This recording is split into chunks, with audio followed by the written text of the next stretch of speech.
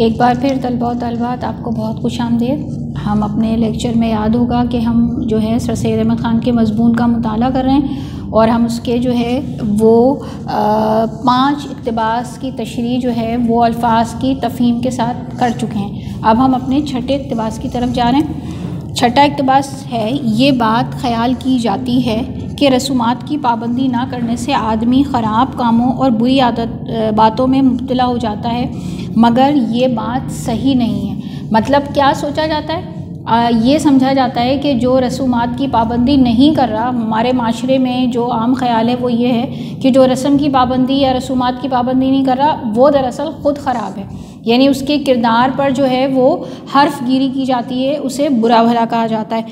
जबकि ये बात ज़ाहिर है कि दुरुस्त नहीं है, गलत है। इसीलिए इंसान की ज़ात में जैसे कि ख़राब काम करने की क़ुव्वतें और जज्बे हैं, वैसे ही इनको रोकने की क़ुव्वतें और जज्बे भी हैं। ये हम जानते हैं, हकीकत हमने अपने पिछले पैराग्राफ में भी ये बात जो है वो जान ली थी कि अल्लाह ताला ने हमें जो है वो क़ुव्वतें और सलाहियतों से हर इंसान को नवाजा है। हर एक के अंदर अल्लाह ने ये ताकत रखी है कि वो बुराई से अपने आप को बचाए और अच्छाई की तरफ ख़ुद को लेकर जाए। तो अल्लाह ताला ने ये चीज़ हमें दी है। तो कोई अगर ये कह रहा है तो वो मुकम्मल तौर पर यानी ये दलील है, वो ये बात गलत कह रहा है।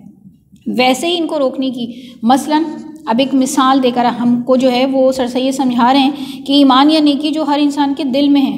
क्योंकि देखें ईमान और नेकी इन दोनों का ताल्लुक़ दिल से है। अब कौन अंदर से कितना ईमानदार है, ठीक है, हम उसका चेहरा देखकर या उसका हमें ज़ाहिरी अमल, बाज़ औक़ात हम किसी के ज़ाहिरी अमल पर बहुत बड़ी बड़ी बातें कर देते हैं आम आजकल के हालात में, तो हम ये बहुत आम देखते हैं, या हमने किसी के ज़ाहिर को देख लिया या उसकी सूरत को देख लिया और हमने कह दिया कि ये फ़लाँ आदमी ख़राब है, जबकि हकीकत में क्या है, अंदर से वो कितना ईमानदार है या वो कितना नेक अमल कर रहा है, ये तो अल्लाह ताला जान सकता है, या तो वो बंदा उसको मालूम है या फिर अल्लाह ताला को मालूम है। तो हम किसी को ये नहीं कह सकते, ये चीज़ यानी गलत हो जाएगी।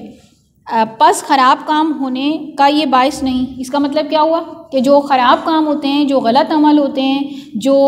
बुरे काम होते हैं माशरे के अंदर, उसकी वजह रसूमात की पाबंदी या ना पाबंदी ना करने से नहीं होता। यानी जो ये समझ रहे हैं कि पाबंदी ना करने से जो है वो बुराई फैल रही है माशरे में और बुरे अमल हो रहे हैं, तो उनका ये ख़याल जो है वो बिल्कुल गलत है। इसने रसूमात की पाबंदी नहीं की, बल्कि ये बायस है कि इसने इस किस्म की क़ुव्वतों और जज्बों को शगुफ्ता और शादाब और कवी किया। यानी जो अल्लाह ताला ने हमें मैंने आपको पहले भी तज़किरा किया है कि सलाहियतें दी हैं, जिनसे उसने हमको नवाजा है, जिन खूबियों से, अगर जब हम उन्हें इस्तेमाल ही नहीं करेंगे तो क्या होगा, एक वक्त आएगा, बढ़ना तो बड़ी बात है, वो क्या होंगी, घटते घटते, क्योंकि हम एक चीज़ को जब इस्तेमाल नहीं करते, एक आम मिसाल है ना, हम घर में कोई चीज़ लेते हैं, अगर उसे आप इस्तेमाल ना करें, अगर वो किसी जो है वो धात की बनी हुई चीज़ है, तो वो पड़े पड़े क्या होता है, उस पर जंग आ जाता है। तो बिल्कुल यही क्या है, जब हम अपनी सलाहियतों को इस्तेमाल ही नहीं करेंगे, जंग आलूद हो जाएंगी, और जंग आलूद होकर एक वक्त आएगा कि वो सलाहियतें जब हम अगर इस्तेमाल करने की कोशिश भी करेंगे तो नहीं कर पाएंगे, क्योंकि वो मिट चुकी होंगी, ख़त्म हो चुकी होंगी। यानी और फिर अगर हम उन्हें इस्तेमाल करेंगे, वक्त पर इस्तेमाल करेंगे, तो क्या होगा, ना सिर्फ हमें उससे फ़ायदा होगा, बल्कि क्या होगा, हमारी उन सलाहियतों में कहते हैं एक निखार आता है, एक तरक्की आती है, एक खूबसूरती आती है, वो चीज़ आएगी। आगे वो कह रहे हैं कि दूसरी किस्म की क़ुव्वतों और जज्बों को पशमुर्दा और ज़ईफ़, ठीक है। अब ज़ईफ़ वैसे तो आपको पता ही है, कमज़ोर को कहते हैं, कमज़ोरी को भी कहते हैं कमज़ोरी, और ये एक लफ्ज़ आपके लिए नया है, फ़ारसी ज़बान का लफ्ज़ है। पशमुर्दा कहते हैं मुरझाया हुआ, लफ्ज़ी मतलब यानी मुरझाया हुआ, यानी वो चीज़ जो ख़त्म हो जाए या ख़त्म होने के करीब हो, जो कहते हैं ना मिट रही हो, उसको कहा जाएगा। अगर रसूमात की पाबंदी ना रखने के साथ इंसान का ईमान ज़ईफ़ ना हो, या वो दिली नेकी जो हर इंसान के दिल में है पशमुर्दा ना हो, तो बजुज़ उम्दा और पसंदीदा बातों के और किसी बात का इर्तिकाब ना हो। इर्तिकाब अमल करने को कहते हैं ना, उससे ये चीज़ का इर्तिकाब हो गया, अमल हो गया, जो भी काम किया गया।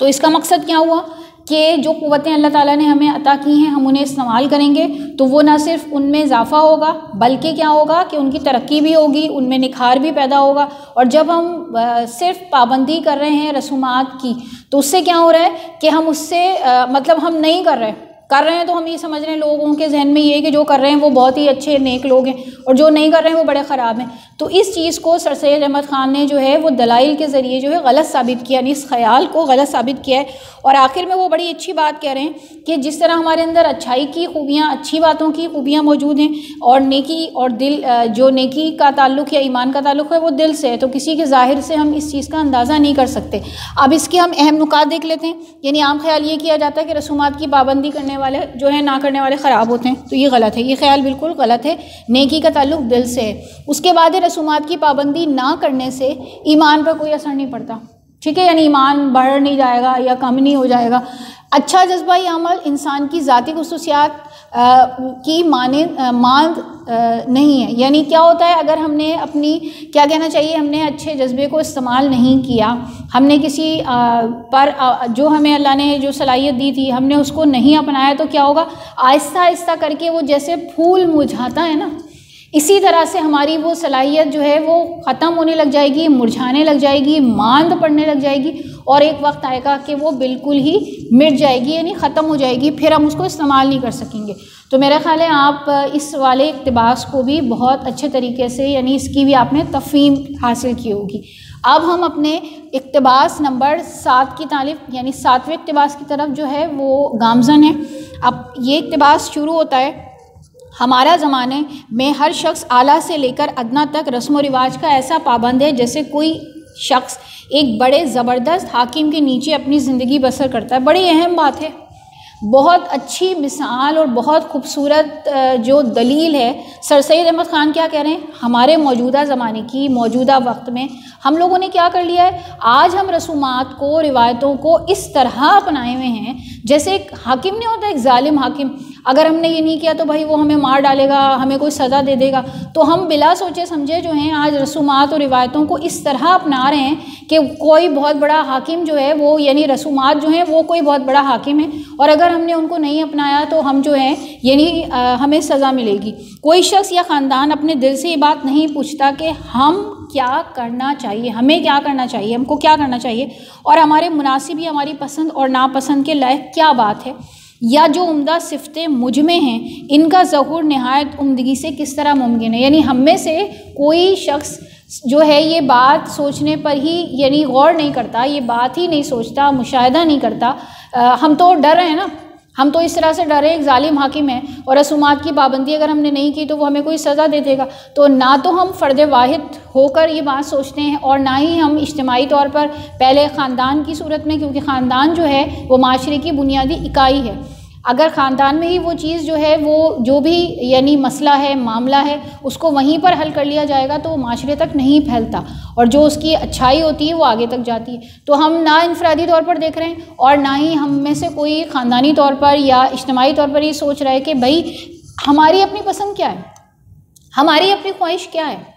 हमें अल्लाह ने क्या सलाहियतें दी हैं और हमारी पसंद। और देखिए, पसंद और नापसंद भी ना सलाहियतों का एक नाम है। सबकी पसंद एक नहीं हो सकती। जो चीज़ मुझे पसंद है वो मेरी बहन को पसंद नहीं होगी, वो मेरे भाई को पसंद नहीं होगी और मैं ज़बरदस्ती उसे पसंद नहीं करवाऊँगी, इसलिए कि ये सलाहियत अल्लाह ताला ने मुझे भी दी है और उन्हें भी दी है। मैं उसी चीज़ को पसंद करूँगी, वो उसी चीज़ को नापसंद करेंगे और ये हक़ उनके पास, ये हक़ कुदरती तौर पर अल्लाह ताला ने हर एक को अता किया है। तो अब जो मेरे अंदर जो सिफ़तें हैं, यानी सिफ़तें क्या हैं, ख़ासियत, खुसूसियत, जो हम, मेरी अपनी एक ख़ासियत है, जो मेरी अपनी एक ख़ासियत क्या होती है, सिफ़त क्या होती है, जो पहचान करती है एक इंसान को दूसरे इंसान से अलग, शनाख्त करती है, एक को दूसरे से अलग करती है, वो उसकी ख़ासियत होती है या उसकी खुसूसियत होती है। तो मेरी अपनी क्या सिफ़ात हैं, मेरी अपनी क्या खुसूसियात हैं, मेरी अपनी क्या ख़ासियतें हैं और जो यानी किस तरह से वो ज़ाहिर हो सकती हैं। ज़हूर का मतलब क्या है, ज़ाहिर होना, किस तरह वो बेहतर अंदाज में, बेहतरीन तरीके से वो ज़ाहिर हो सकती हैं, किस तरह, यानी किस तरह मुमकिन है। मैं रस्म व रिवाज की पाबंदी अगर करने लग गई